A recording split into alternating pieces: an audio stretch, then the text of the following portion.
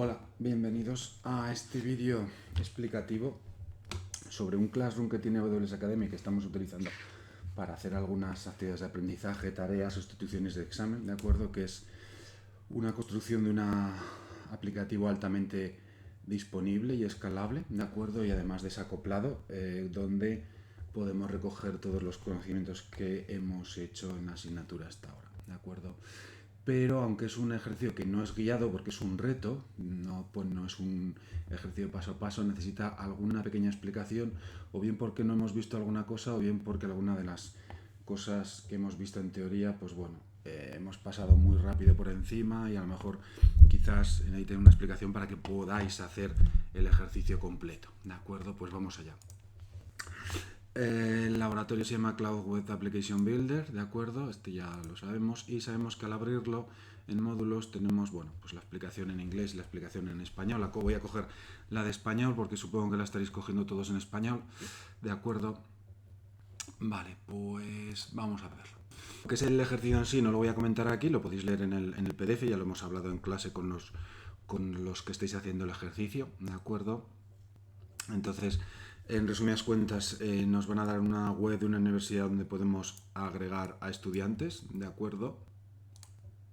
Web que es un monolito donde vamos a instalar todo en una máquina de Ubuntu con un MySQL en local. Luego vamos a hacer un desacople y vamos a llevar lo que es el frontend. Lo vamos a dejar en otro Ubuntu y la base de datos lo vamos a llevar a un servicio administrado por AWS que se llama RDS, también en MySQL, ¿de acuerdo? Esa es más o menos la idea general del ejercicio, ¿de acuerdo? Nos aparecen 4 fases. La primera fase no es de construcción, es de diseño, por lo tanto lo que vamos a hacer es a través de bajarnos los iconos que los tenemos aquí en versión PowerPoint. La podríamos hacer, aquí tengo la descarga, pero quizás, como muchos de vosotros conocéis por otros ejercicios o incluso porque lo hemos hablado otras veces, lo podemos hacer con programas como Draw.io, donde nos aparecen muchos iconos de cloud, ¿de acuerdo? Que si yo creo un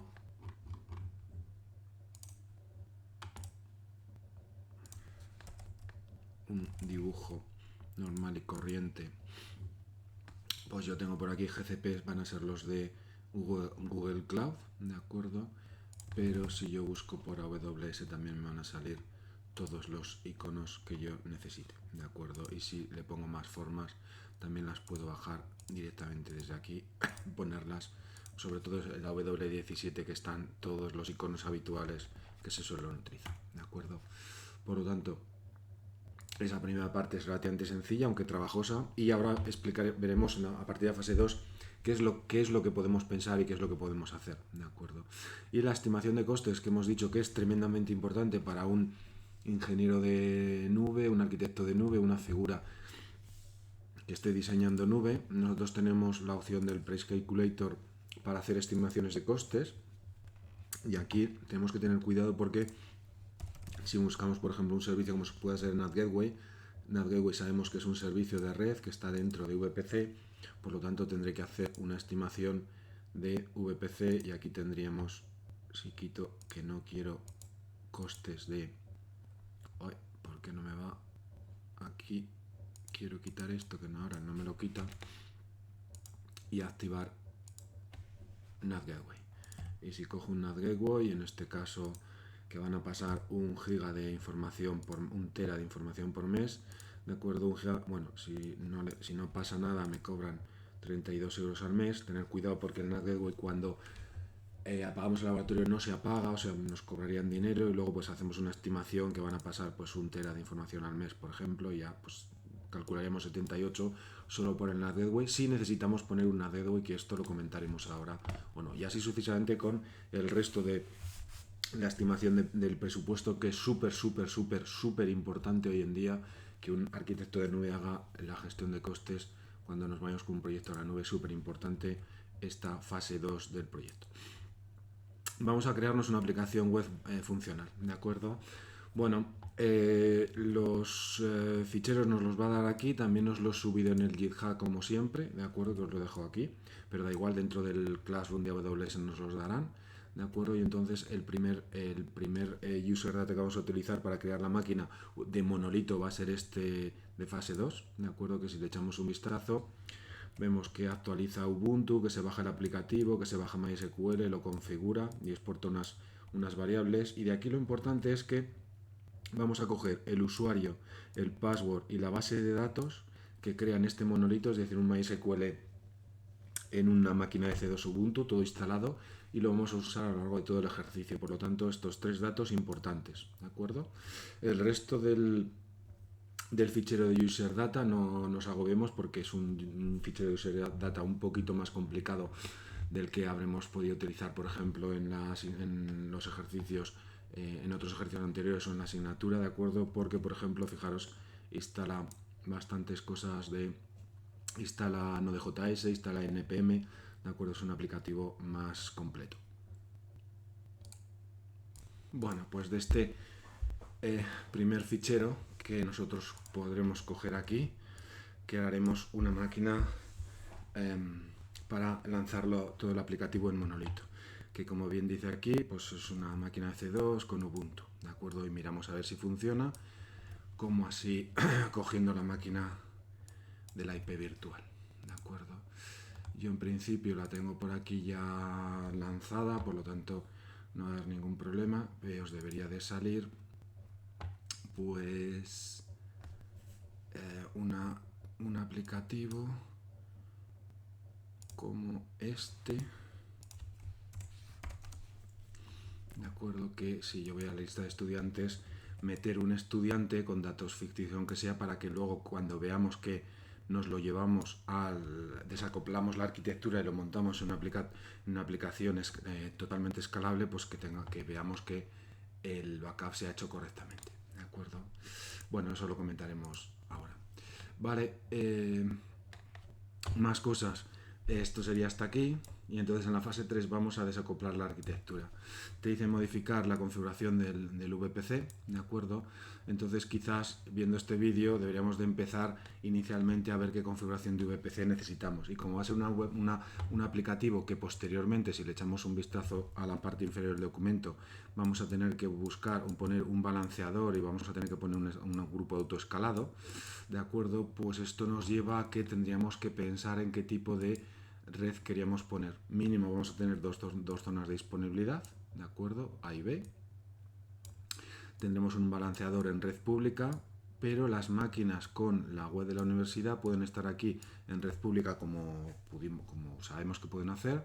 Aquí pondremos el RDS, solo vamos a poner uno, ¿de acuerdo?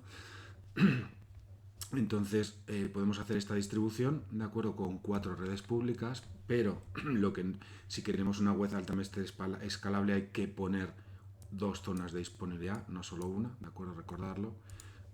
Y en el caso de que lo quisierais montar realmente bien, sería como este ejercicio que lo tenemos en clase, de acuerdo, de tal manera que la web estará aquí con un Scale Group todo en red privada, con un balanceador que también hay que montar, con uno o dos nav gateway para que salgan las webs de la universidad a coger los ficheros a internet.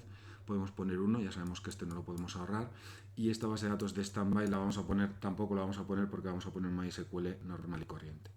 Si alguien quiere montar esta infraestructura con un multi-AZ, pues bueno, pues valdrá un poquito más, nos quitará un poquito más de dinero, pero se puede llegar a montar, ¿de acuerdo? Entonces habría que decidir cuál de las dos queremos, ¿de acuerdo? Realmente la bonita sería esta porque es una arquitectura muchísimo mejor montada, pero eso deberíais de decidirlo y montarlo, ¿de acuerdo? Bueno, pondríamos una base de datos RDS, ¿de acuerdo? Y para la base de datos RDS el nombre de la instancia puede ser cualquiera, pero cuidado, el usuario, la contraseña y la base de datos que creamos inicialmente hemos dicho que lo sacaríamos de aquí para no tener ningún problema y estar siempre utilizando los mismos datos, tanto en el monolito como en RDS, ¿de acuerdo?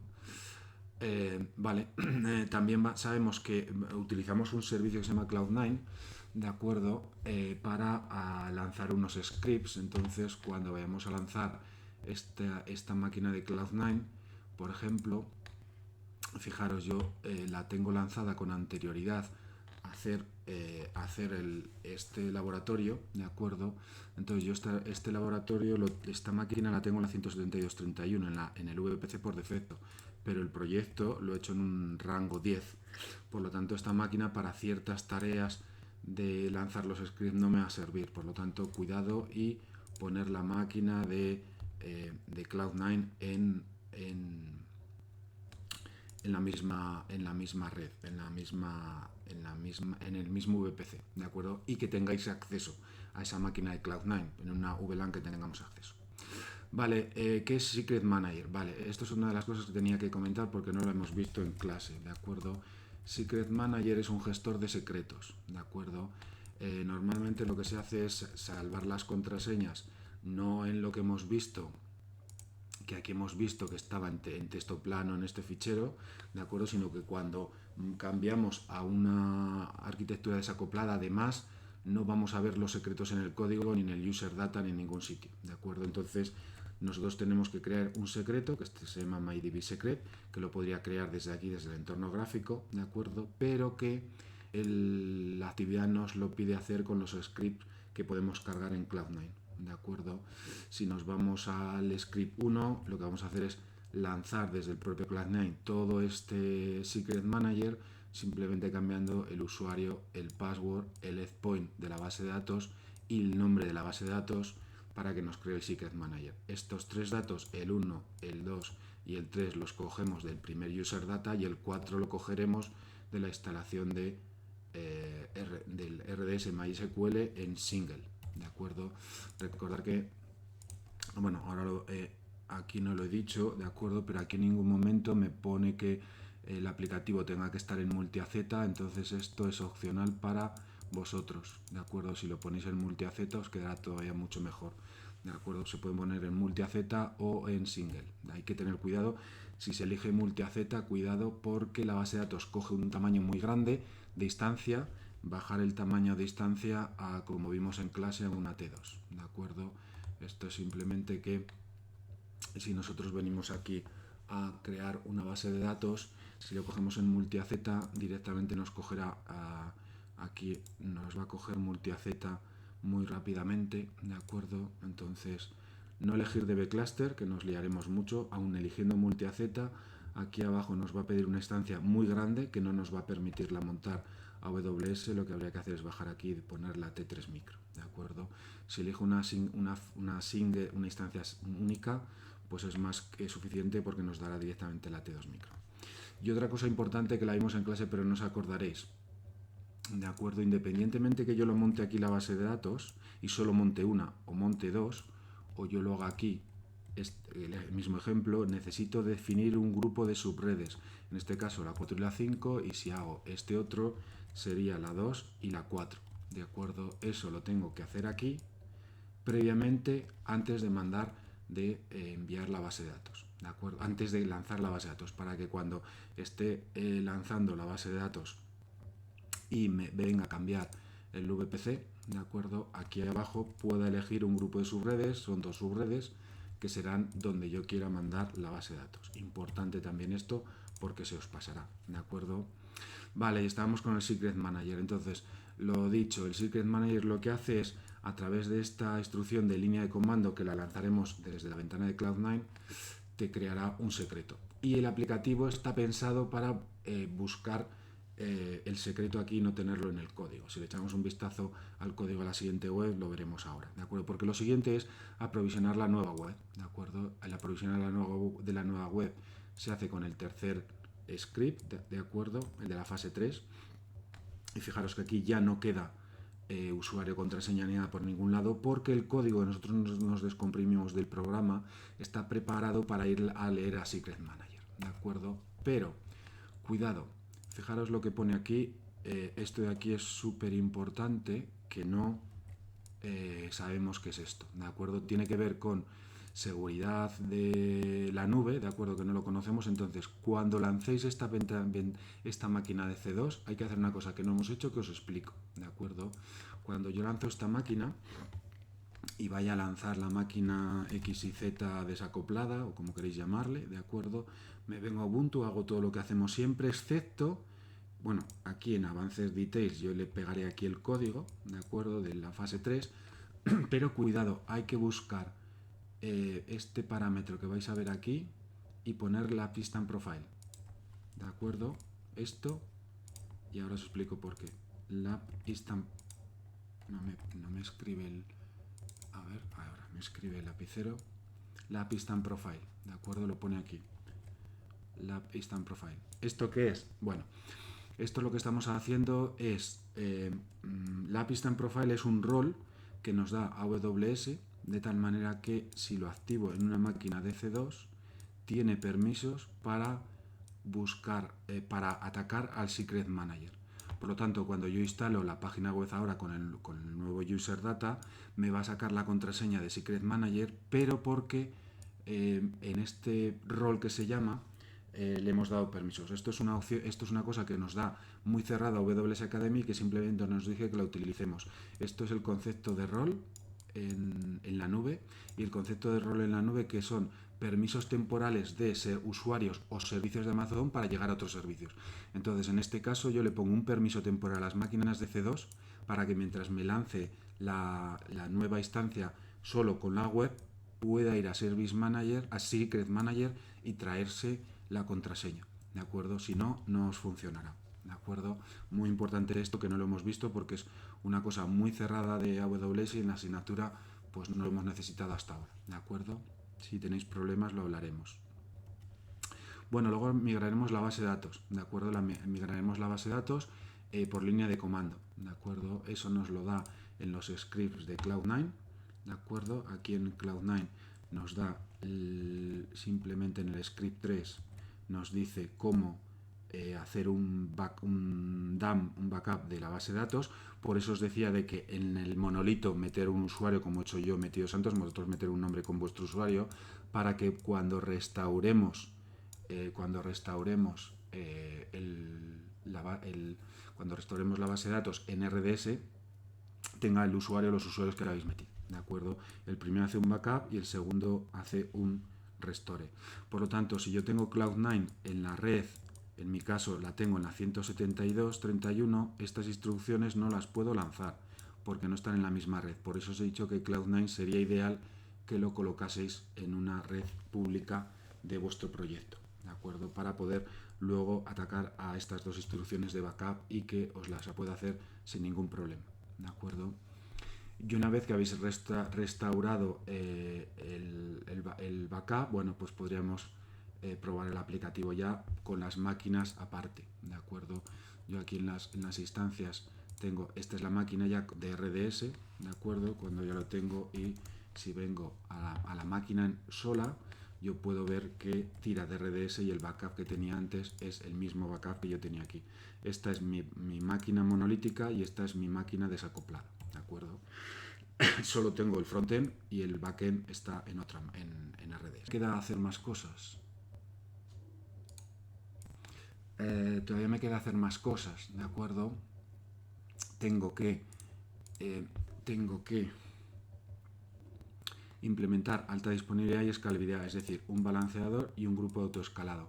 Por lo tanto, como eso ya lo hemos visto en clase, me da igual que lo hagáis de esta forma o de esta forma, ¿de acuerdo? Lo hacéis. Si hacemos aquí, pues aquí faltaría el ASG, que estaría aquí en la red pública, ¿de acuerdo? Pero bueno, lo ideal sería que hicierais esta arquitectura, que es más completa, ¿de acuerdo? Pero aquí en las instrucciones hay una cosa que pone que hagamos la plantilla de lanzamiento del grupo de autoescalado, que la hagamos a partir de una AMI, ¿de acuerdo? Esto no lo hemos visto en clase y no os lo voy a recomendar. Esto sería coger esta máquina, hacer aquí una AMI, crear aquí una imagen, ¿de acuerdo? Y a partir de esta imagen vendríamos aquí en Launch Template, y cuando hiciéramos una plantilla de lanzamiento, ¿de acuerdo? Aquí elegiríamos nuestra AMI, ¿de acuerdo? Una AMI que yo he creado, pero que no vamos a utilizar, ¿de acuerdo? Y no os recomiendo. Por lo tanto, no lo vamos a hacer con la AMI, y lo vamos a hacer con el User Data, ¿de acuerdo? Igual que lo hicimos en clase, ¿de acuerdo? Por lo tanto, nos iremos aquí a Launch Template, haremos una plantilla de lanzamiento que tenga, como hicimos en clase, el tipo de máquina T2, el security group, ¿de acuerdo? Lo único que en el user data le pondremos el user data de la web desacoplada, que es el de la fase 3, que es este código. Por lo tanto, cuando lance máquinas en el grupo de autoescalado, nos lanzará las máquinas de frontend, ¿de acuerdo? Entonces, hacerlo así que os dará menos problemas. Bueno, se puede hacer de las dos formas, pero de la otra manera, como no lo hemos visto, hay algún menú que saldría nuevo que no. Por lo tanto, el grupo de lanzamiento lo haremos como lo hemos hecho en clase y no hagáis caso a esto, ¿de acuerdo? Vale. Y entonces ya lo tendríamos casi todo, ¿de acuerdo? Vale. Accederíamos a la aplicación a través del DNS de el balanceador, y nosotros que hemos abierto un dominio que sabéis que en el colegio nos da bastantes problemas, y no sé si en todos los colegios, este vídeo lo ve gente que no está en el colegio San Valero, ¿de acuerdo? Pero si yo vengo a Freedomans no tengo ningún problema en entrar aquí, cosa que en el colegio siempre nos da problemas, ¿de acuerdo? Entonces yo vendría al dominio que nosotros hemos comprado, yo en este caso el WorkGD, bueno, que es gratuito, que no hemos tenido que comprar, ¿de acuerdo? Y entonces editaría este dominio como sabemos, ¿de acuerdo? Para dar la entrada aquí en el DNS, para que a la hora de presentar la documentación del proyecto sea vuestro proyecto.word.gd y lo hagamos, ¿de acuerdo? Aquí no aparece, tampoco habla de hacerlo con Route 53, que sería la opción de hacerlo con AWS, pues porque no tenemos un dominio comprado, ¿de acuerdo?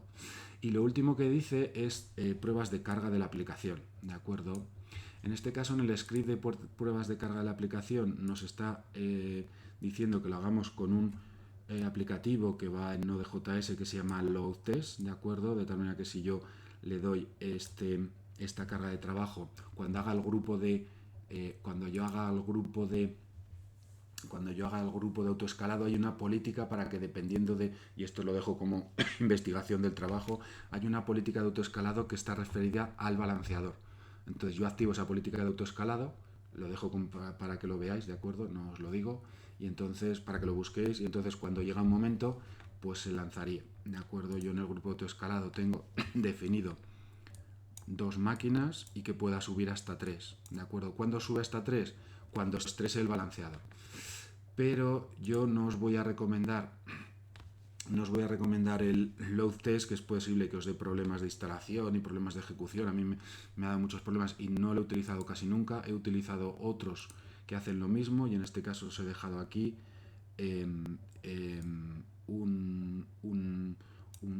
otro software, se llama Sheets, ¿de acuerdo? Que hace lo mismo. Lo instaláis, en este caso en Cloud9, por ejemplo, y hacéis hacemos el... Voy a coger la página, ¿de acuerdo? Y hacemos el... ¿Cómo se llama? La inundación de peticiones, ¿de acuerdo? Aquí os explica cómo funciona Sheets, ¿de acuerdo? Pero bueno, si yo hago, por ejemplo, una como estas, esto es el tiempo y esto es el número de conexiones, ¿de acuerdo? Esto lo cambiaría por el del nombre DNS del balanceador, pues estresaría al balanceador. Y cuando estresemos al balanceador, en las máquinas virtuales, en lugar de que aparezcan 2, que son estas 2 las que me ha montado con el grupo de autoescalado, me aparecerían 3 sin nombre, ¿de acuerdo? Porque el grupo de autoescalado y la política de autoescalado me lo lanza, ¿de acuerdo? Bueno, pues esta última fase, que no la hemos visto en clase y por ahí, pero bueno, que es un poco también de investigación, si lo queréis hacer con el aplicativo que nos da, aquí nos da también un repositorio de herramientas de prueba, ¿de acuerdo? Por lo tanto, podéis coger los que aquí te explica cómo instalar load test, que va con Node.js, ¿de acuerdo? Y si no lo queréis hacerlo, lo podéis hacer con Sheets o incluso con Stress. Lo que pasa es que Stress está más pensado para estresar la CPU o estresar el disco duro, que también se podría hacer estresar la CPU de las máquinas hasta poner una política que, si llegara al 50%, nos lanzaría la tercera máquina, ¿de acuerdo? Vale, pues en principio yo creo que os he contado todas las cositas que os pueden dar problemas, ¿de acuerdo? En este caso, pues si yo me voy aquí al balanceador, pues bueno, tengo tengo el balanceador que no he metido en DNS-EXI, ¿de acuerdo? Pero que me sale, me saca el aplicativo en una de las máquinas, ¿de acuerdo? Y me sale, por supuesto, los datos de RDS sin ningún problema. Y yo creo que nada más, lo demás solo podremos ver iremos resolviendo las dudas que os puedo dar. Alguna otra duda que creo que no me he dejado que os pueda surgir, ¿de acuerdo? Y nada más, lo último, si hacéis la arquitectura bonita que es esta, recordar que hay que poner un NAT Gateway antes y hacerlo bien, que tenga salida internet en las redes para que aquí se instalen bien las páginas de la universidad, ¿de acuerdo? Y que más, y que tenéis dinero suficiente, porque fijaros, yo solo he gastado 0,4 euros montándolo todo eso, ¿de acuerdo? Por lo tanto, tenéis dinero suficiente para montar una Gateway. Yo no lo tengo montado con una Gateway, ¿de acuerdo? Yo he hecho, bueno, no necesitaba montar una Gateway, pero simplemente para probar que de verdad funciona todo el laboratorio, porque este laboratorio lo sacaron hace un año, yo lo probé hace un año, como os comentaba algunos de vosotros en clase, entonces no lo había terminado de probar a ver si la versión definitiva tenía alguna otra cosa que tuviera truco o no funcionara o hubiera que hacer algo diferente. Pero yo creo que lo único que diferente es las pruebas de carga del balanceador, que a mí Load Test, pues bueno, no soy muy fan, soy más fan de Sheets o Stress o alguna otra herramienta como AB también, Application Workbench, Apache Workbench, de acuerdo, que es un Apache Workbench que es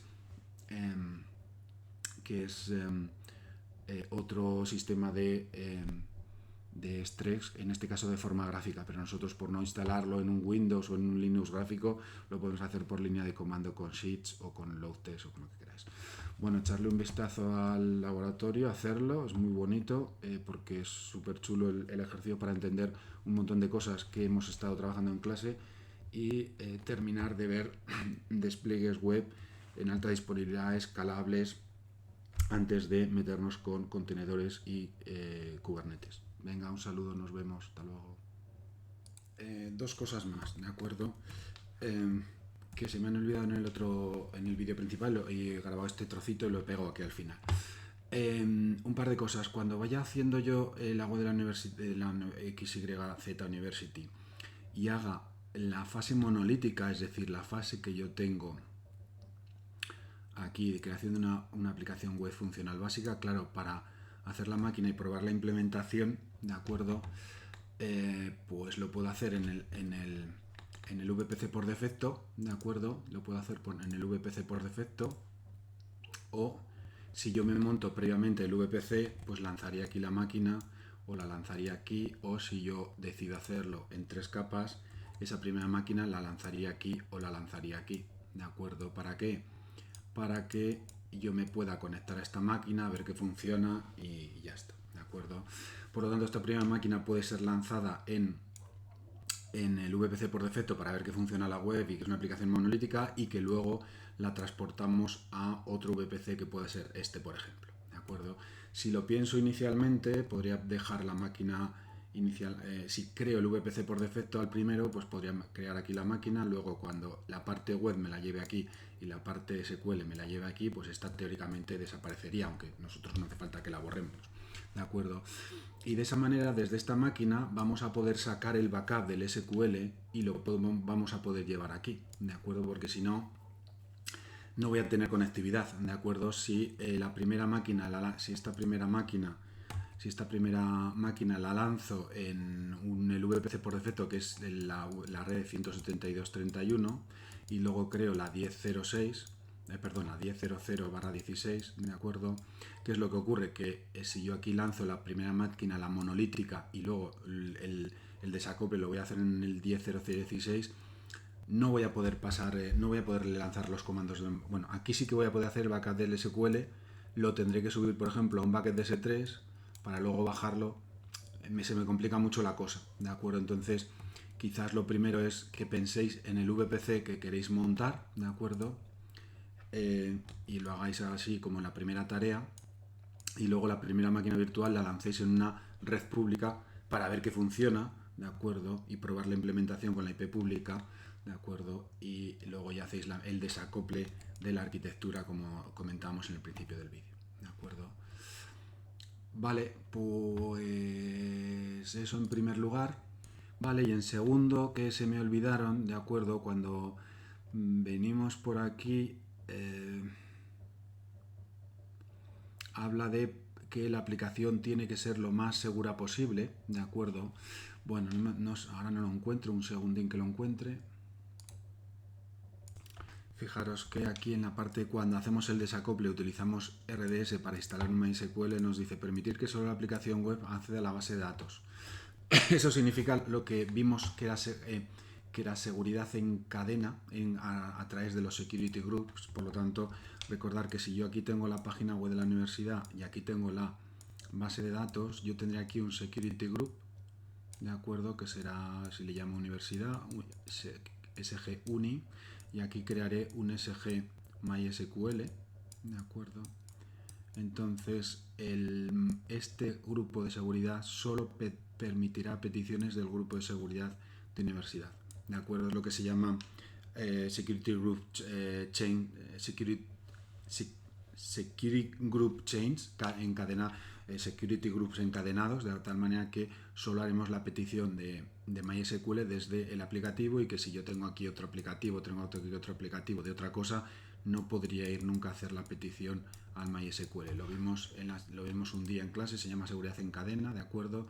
Y entonces eso sería esto de aquí. Bueno, estas dos cositas que me había quedado en el vídeo anterior, y así yo creo que queda más o menos explicado todo el ejercicio para que podáis empezar a trabajar en el ejercicio, que lleva bastante trabajo, pero es muy bonito. Venga, nos vemos resolviendo dudas o por la web o en clase o en los grupos de trabajo. Venga, hasta luego.